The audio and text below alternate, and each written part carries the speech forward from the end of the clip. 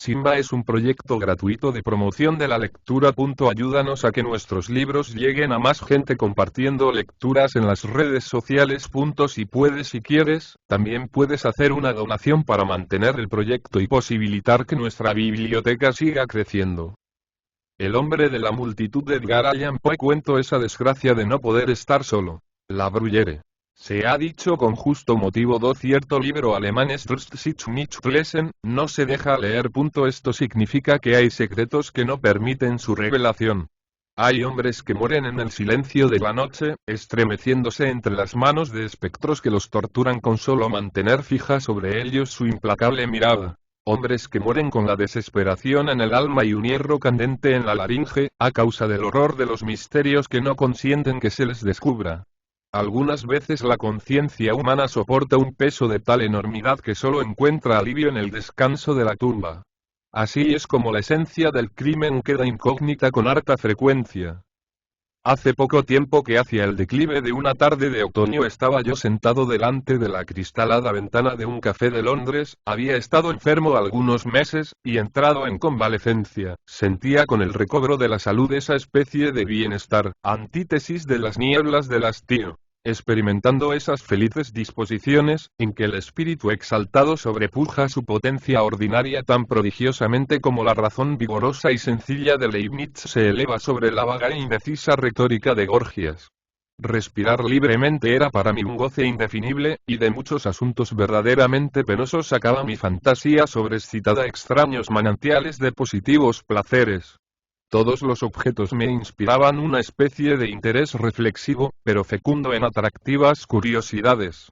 Con un cigarro en la boca y un periódico en la mano, habíame entretenido largamente después de la comida, mirando luego los anuncios, observando después los grupos de la concurrencia que ocupaba el café, y fijándome en la gente que pasaba, y que parecían sombras a través de los cristales, empañados por el ambiente exterior. La calle era una de las arterias principales de la inmensa ciudad, y de las más concurridas por consiguiente. A la caída de la tarde el concurso fue creciendo de un modo extraordinario, y cuando quedaron encendidos los reverberos del alumbrado público, dos corrientes de población se encontraron, confundiéndose delante de mi vista en un choque incesante. Jamás me había encontrado en situación análoga, o por mejor decir, nunca había tenido conciencia de aquella situación, aunque hubiera pasado por ella 1000 veces, y este tumultuoso océano de humanas cabezas me proporcionaba una deliciosa emoción de gustosa novedad. Concluí por no prestar atención alguna a lo que pasaba en el interior del hotel, absorbiéndome en la contemplación de la escena que ofrecía la espaciosa calle. Mis observaciones tomaron desde luego un giro abstracto y generalizador, mirando a los transeúntes como masas, y no considerándolos más que en sus relaciones colectivas. Pronto, sin embargo, entré en pormenores, examinando con interés minucioso la innumerable variedad de figuras, trazas, aires, maneras, rasgos y accidentes. El mayor número de los que pasaban tenían un exterior agradable y parecían preocupados por serios asuntos, no pensando en otra cosa generalmente que en abrirse camino al través de la multitud.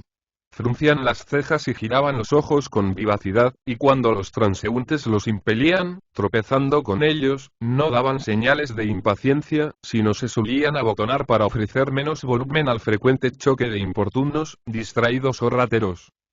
Otros, y la clase era bastante numerosa, denunciaban en sus movimientos cierta inquietud, expresando su fisonomía una singular agitación, hablando entre sí con gesticulaciones varias, y como si se creyeran aislados, por lo mismo que los rodeaba aquel hirviente remolino de la muchedumbre.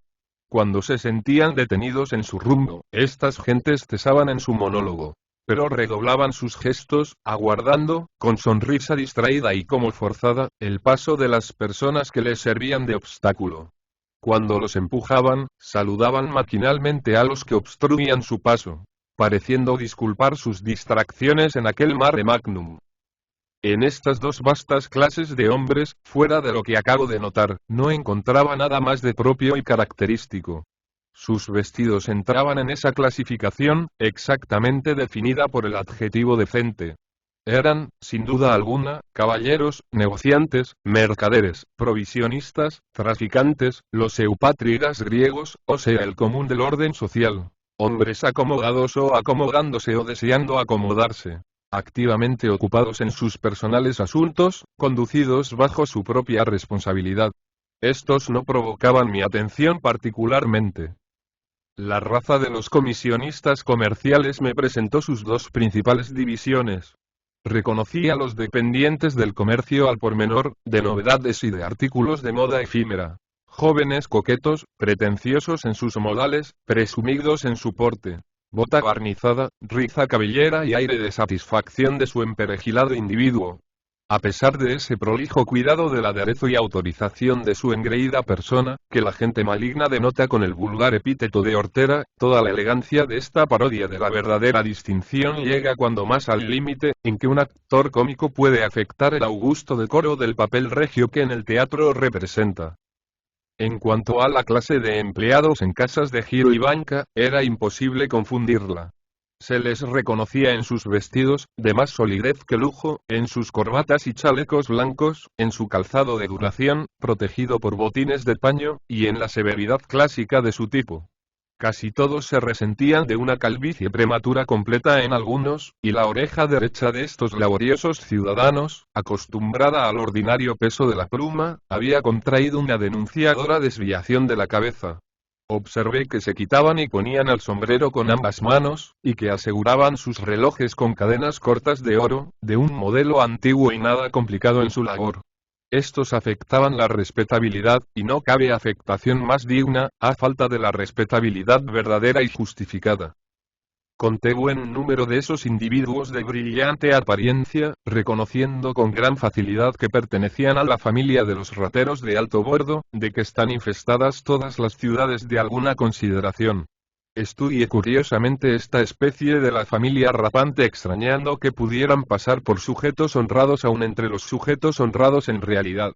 La exageración de sus apariencias, un excesivo aire de franqueza habitual, parecían deberlos descubrir a una inteligencia medianamente ejercitada en el conocimiento de las personas y de las cosas, como hoy se acostumbra a decir. Los jugadores de profesión, y no había pocos en aquella confusión de gente, se descubrían al primer golpe de vista, por más que usaran los más diversos exteriores, desde la facha de charlatán jugador de manos, con su chaleco de pana, su corbata llamativa, su gruesa cadena de cobre dorado y sus botones de filigrana, hasta el aspecto clerical, tan escrupulosamente ascético que se perdía en la oscuridad de las sombras. Todos, sin embargo, distinguíanse por una tez ajada y amarillenta, por cierta opacidad vaporosa en su dilatada pupila, y la compresión y palidez de sus labios. Una observación más atenta brindaba a la curiosidad otros dos signos aún más determinantes. El tono bajo y reservado de su conversación y la separación extraordinaria de su dedo pulgar hasta formar ángulo recto con los otros dedos de la mano derecha. Frecuentemente, en compañía de tales bribones, he observado a ciertos hombres, que se diferenciaban de ellos por sus hábitos. Pero me convenzo pronto de que eran pájaros de la misma pluma. Se les puede considerar como gentes que viven de una misma industria, formando, por decirlo así, dos falanges, la civil y la militar. La primera maniobra con largos cabellos y afable sonrisa. La segunda con aire despegado y desplantes jaquetones. Bajando gradualmente en la escala de la clase media, encontré asuntos de meditación más profunda y más sombría. Vi traficantes judíos, con ojos de azor hambriento, contrastando con la abyecta humildad de sus pálidos semblantes. Mendigos procaces y cínicos, atropellando a los pobres vergonzantes, que la desesperación había lanzado en las sombras nocturnas para implorar la caridad de sus convecinos. Inválidos llenos de angustiosa fatiga, y semejantes a espectros, sobre quienes la muerte parecía extender una mano segura. Tropezando o arrastrándose entre el bullicio, con los ojos en acecho afanoso de un rostro benevolente, que les haga esperar un consuelo fortuito. Modestas jóvenes volviendo de un trabajo asiduo y de escaso producto, dirigiéndose hacia su pobre hogar, bajo la obsesión insultante, cuando no impúdica, de los libertinos y de los antojadizos, cuyo directo contacto no podían evitar en aquella confusión. Venían por su orden las mujeres pecadoras de todos tipos y de todas edades. La incontestable hermosura, en todo el realce de sus primicias óptimas, haciendo recordar aquella estatua de Luciano, cuyo exterior era de mármol de Paros, estando llena de inmundicia en el interior. La leprosa, cubierta de harapos e infectos, descarada y repugnante. La veterana del vicio, rugosa, pintada, coloreada por el arrebol, cargada de dijes, y haciendo un alarde imposible de ardor juvenil. La niña de formas indecisas, pero ya avezada a la provocación sensual por ensayos infames y lecciones depravadoras, acosada por el imperioso deseo de ascender en el escalafón de las sacerdotisas del inmundo Priapo. Surcaban el mar de la muchedumbre los borrachos en sus especialidades más indescriptibles. Estos destrozados, asquerosos, desarticulados casi, con la fisonomía embrutecida y vidriosa la mirada. Aquellos menos desarrapados, pero sucios, andando sin rumbo. Rostros rojizos y granujientos. Labios gruesos y sensuales. Otros vestidos con cierta elegancia, pero en el desorden que indica el furor de la bacanal. Hombres que andaban con paso firme y elástico, pero cuyos semblantes tenía una mortal palidez, cuyos ojos parecían inyectados en funesta combinación por la sangre y la bilis, y que en el vaivén de aquel oleaje humano tenían que asirse con mano trémula a los objetos que encontraban a su alcance. Por lo demás abundaban en aquel gentío los pasteleros y droguistas ambulantes, los expendedores de carbón y de leña, los tocadores de organillo y sus inseparables los que enseñan marmotas o hacen trabajar a los monos, los vendedores de papeles públicos, los trovadores del vulgo y los saltimbanquis, artesanos y trabajadores, rendidos de fatiga después de tantas horas de sujeción y de faenas. Y todo esto, lleno de una actividad ruidosa y desordenada, que abrumaba el oído con sus discordancias, produciendo una sensación dolorosa a la vista del observador reflexivo. A proporción que adelantaba la noche el interés de la escena tomaba incremento y me cautivaba con su extraño prestigio. Porque no solo se alteraba el carácter general de la multitud, sino que los resplandores del alumbrado, débiles cuando luchaban con los reflejos últimos del día, cobrando brillo en la densidad de las sombras, arrojaban destellos vivos y brillantes sobre los objetos en su radio luminoso. En igual proporción, los accidentes más notables de aquella multitud, perdiéndose con el retiro gradual de la parte sana de la población, cedían su puesto en aquel torbellino espumante a los accidentes más groseros, que en un relieve fantástico, acumulaban en grupos vigorosos todas esas infamias que la noche evoca de sus tugurios y hace salir de sus antros. Todo allí era negro, aunque brillante, como ese lustroso ébano, a que ha comparado la crítica el peculiar estilo de Tertuliano. Los excéntricos efectos de aquella luz rojiza y vacilante me indujeron a examinar los rostros de aquellos individuos, y aunque la rapidez vertiginosa con que aquel mundo de luz lucía delante de la ventana me impidiera detenerme a mi sabor en aquel examen, me pareció que, gracias a la singular disposición moral en que me encontraba, podía leer en brevísimo intervalo y de una ojeada ansiosa la historia de largos años en la mayor parte de las fisonomías. Apoyada la frente en la ventana, y embebido enteramente en la contemplación de la multitud, se presentó a mi vista de improviso una cara particular, la de un hombre gastado y decrépito, de 65 a 70 años, fisonomía que desde luego absorbió en sí mi atención completamente, merced a la absoluta idiosincrasia de su expresión. Hasta entonces jamás había yo visto nada semejante a esta expresión, ni aun en grado remoto. Recuerdo perfectamente que mi primer pensamiento viendo esta cara, fue que Retzsch, al verla como yo, la hubiese preferido a todas las figuras, en las cuales ha intentado su genio diabólico encarnar el espíritu de las tinieblas.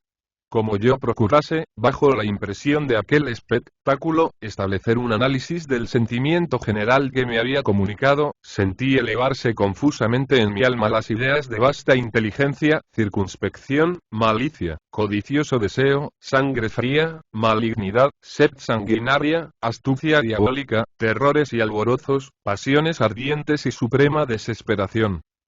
Me reconocí dominado, seducido, cautivo, en fin, de aquel singular personaje. «Qué particular historia», dije entre mí, «es la trazada en ese lívido y cadavérico semblante». Y entonces me asaltó la tentación irresistible de no perder de vista a aquel hombre, con el vehemente afán de inquirir quién era y lo que hacía. Me puse precipitadamente mi paletot de abrigo, me calé el sombrero hasta las cejas, y empuñando mi grueso bastón, me lancé a la calle, engolfándome atrevidamente en el piélago de la multitud en busca de mi hombre, y en la dirección que le había visto tomar, porque él había desaparecido. Con alguna dificultad conseguí encontrar sus huellas. Le alcancé por fortuna, y me consagré a seguirle, si bien con ciertas precauciones, procurando que no se apercibiera de mi propósito. Podía al fin estudiar a mi gusto su persona. Era de pequeña estatura, delgado y débil en apariencia. Sus vestidos estaban sucios y desgarrados. Pero al pasar por el foco lumínico de los reverberos me apercibí que su camisa, manchada y rota, era fina y de hechura excelente. Y si no me engañaron mis fascinados ojos, entre los pliegues de su capa, al embozarse una vez, entreví los resplandores sucesivos de un diamante en el índice y un puñal en la diestra. Estas observaciones exaltaron mi curiosidad y determiné seguir al desconocido por donde quiera que llevara sus inciertos y mal seguros pasos. Estaba bien entrada la noche, y una niebla espesa y húmeda envolvía la capital en su denso manto, resolviéndose en una lluvia pesada y continua.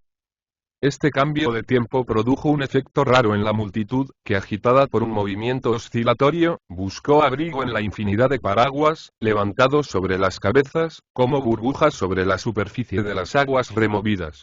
La ondulación, los codeos y los murmullos, se hicieron más de notar en aquel precipitado tumulto de los transeúntes. Yo no me afecté por la lluvia, porque tenía aún en la sangre una efervescencia febril y la humedad me producía un voluptuoso fresco. Anudé un pañuelo en torno de mi boca para evitar el resfriado y continué mi camino detrás del hombre que espiaba. En el espacio de media hora, el viejo, que yo seguía con pertinacia, se franqueó el paso con alguna dificultad, hasta cruzar la grande arteria, y yo procuraba adherirme a su ruta, recelando perder su pista en aquel bullicio. Como no volvía la cabeza, cuidándose únicamente de adelantar, no pudo apercibirse de mi táctica, y continué mis pesquisas con creciente ardor, retenido no obstante por la prudencia. Pronto se deslizó por una calle transversal, que aún llena de gente presurosa, no estaba tan incómoda para el tránsito como la principal que abandonaba, cansado de luchar contra multiplicados óbices. Aquí se verificó un cambio evidente en mi hombre. Tomando un paso más lento y casi podría decirse vacilante, cruzó en distintas direcciones la travesfa, formando caprichosos zigzags de una acera en otra, y entre los que iban y los que venían tuve que someterme a surcar las aguas de mi perseguido, temeroso de perder su estela siguiendo el camino más regular y directo.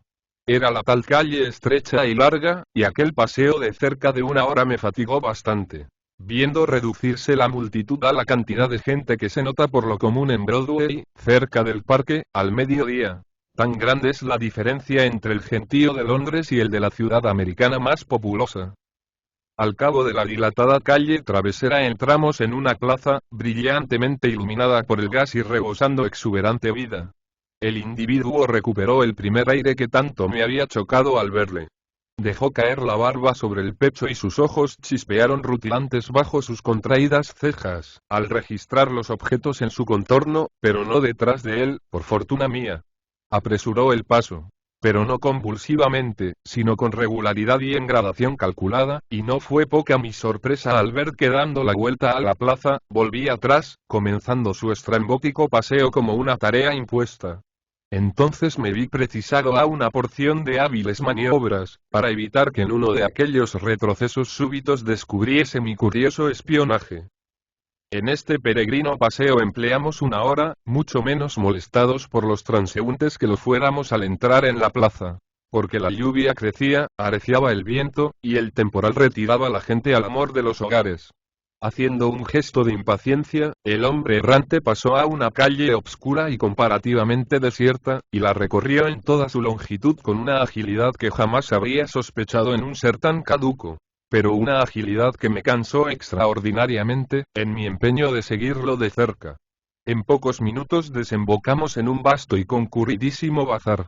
El desconocido parecía estar al corriente de todas las localidades, y allí tomó su marcha primitiva, abriéndose paso sin especie alguna de prisa ni de atropello, y sin provocar la atención de los que vendían y compraban en el espacioso establecimiento. Cerca de hora y media pasamos en aquel recinto, teniendo que redoblar mis precauciones a fin de que no advirtiese el viejo la insistencia valerosa de mi curiosidad que me confundía materialmente con la sombra de su endeble cuerpo. Yo llevaba chanclos de caoutchouc, que me permitían ir y volver sin producir ruido que denunciara mis pasos. Mi hombre entraba sucesivamente por todas las tiendas, sin pedir nada, y sin preguntar por nadie, fijando en las personas y en los efectos una mirada fija, incoherente y sin destello.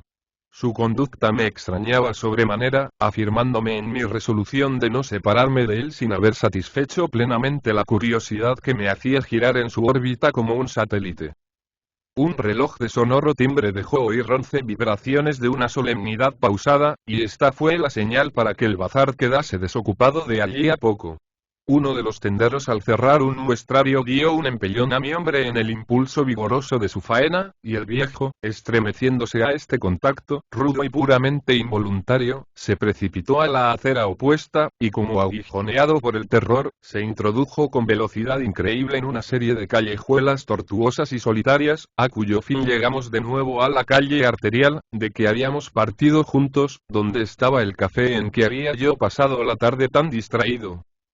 La calle no presentaba ya el mismo aspecto, y aunque alumbrada por el gas, como llovía sin tregua, eran raros los transeúntes, y los pocos que la atravesaban lo hacían con marcada premura.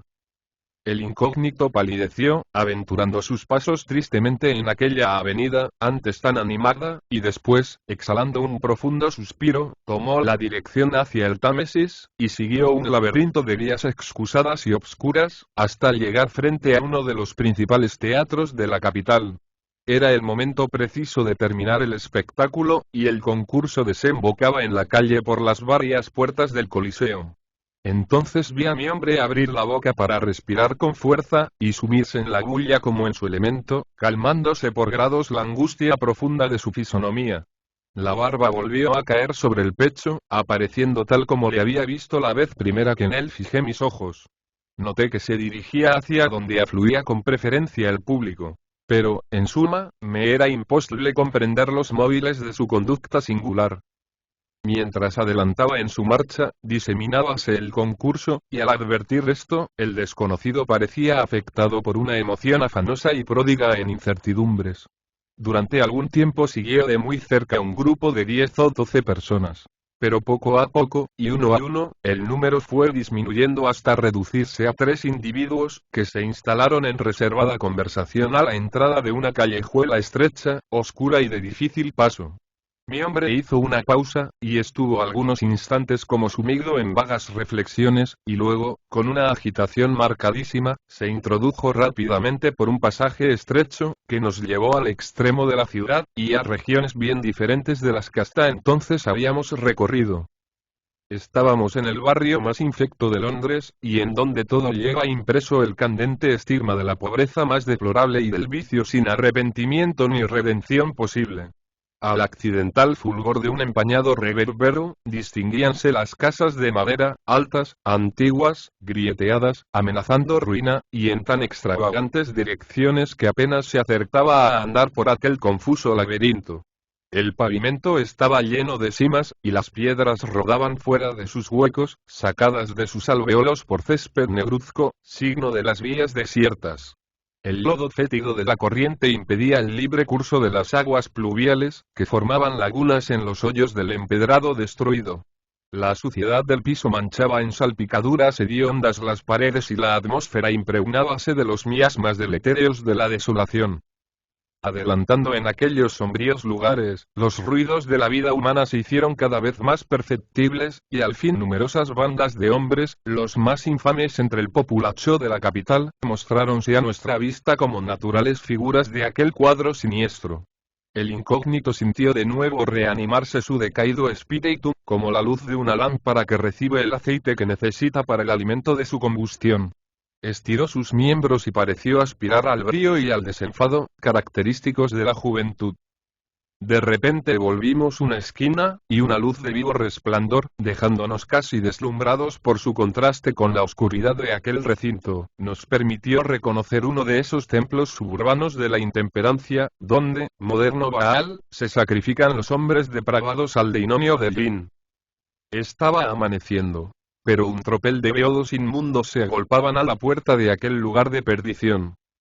Ahogando un grito de alegría frenética, el viejo se abrió paso lentamente por los grupos de bebedores y de repugnantes borrachos, irradiante la odiosa fisonomía ante aquel espectáculo desconsolador, fue y vino de arriba abajo y de abajo arriba por aquel trozo de calle como si no tuviera saciedad para él el panorama de la degradación y del embrutecimiento.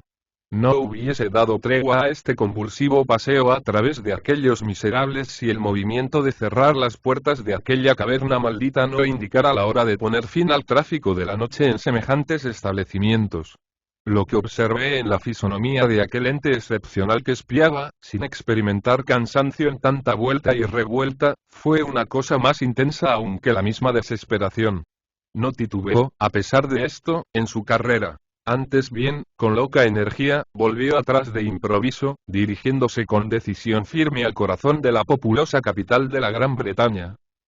Corrió impávido y largo tiempo, y yo siempre en su pista, como atraído irresistiblemente por una fuerza mágica que centuplicaba las mías. Determinado a todo trance a no perder tino de sus pasos, en esta indagación que absorbía en su interés todas mis facultades, así morales como físicas.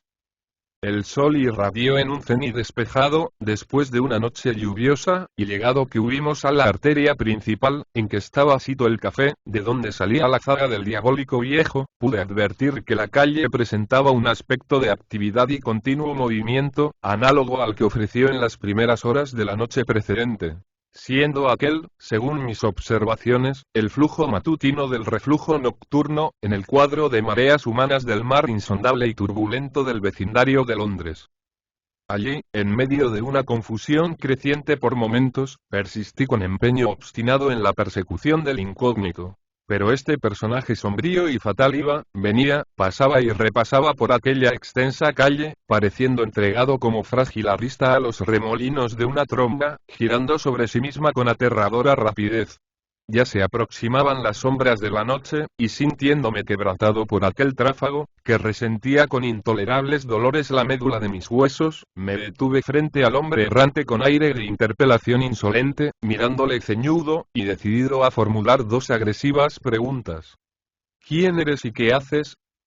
Pero aquel ser infatigable y fantástico me evitó con un giro raudo, como el arranque del vuelo del halcón, y le vi alejarse entre la multitud, como la gaviota cuando roza sus alas con las crestas del oleaje, en que la blanca espuma esmalta con sus copos el azul del piélago que sirve de espejo a Dios.